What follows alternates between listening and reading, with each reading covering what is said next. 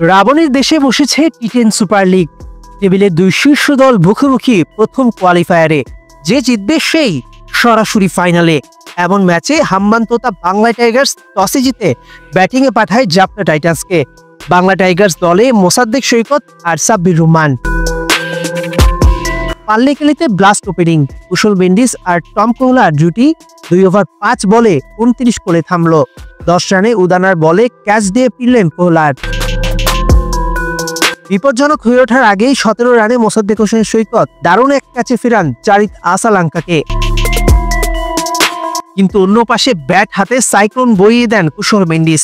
25 বলে 47 রান ইনিংসে 2 বাউন্ডারি আর 4 over boundary.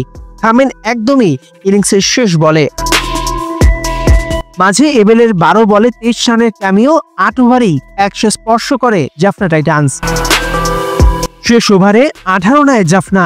অধিনায়ক ডেভিড উইস একাই 5 বলে করেন 18 রান। 4 উইকেটে 124 রান করে জাফনা টাইটান্স। হাম্মান্তোতা বাংলা টাইগার্সের সামনে টার্গেট দাঁড়ায় 10 ওভারে 125 রান। গড়ে 12 রানেরও বেশি দরকার। এমন ম্যাচে 8 রানে 3 উইকেট নাই বাংলাদেশের প্রতিনিধিত্ব করা দলটি। 5 নম্বরে ব্যাটিংয়ে নেমে সাব্বির রহমান ঝড় তোলেন। 214 স্ট্রাইক রেটে 7 বলে করেন 15। বাংলা টাইগার্সকে দেখান জয়ের স্বপ্ন।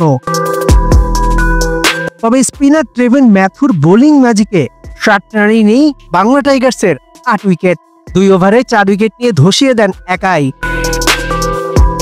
মোসাদ্দেক সৈকত আশা দেখাচ্ছিলেন, করেছিলেন 2 বলে 6। তবে শেষ রক্ষা হলো না। 85 রানে all out Hambantota Bangla Tigers. Toss জিতে বোলিং নেওয়ার সিদ্ধান্তটা কাজে আসলো না। হারলেও এখনো সুযোগ আছে বাংলা টাইগার্সের ফাইনালে যাওয়ার।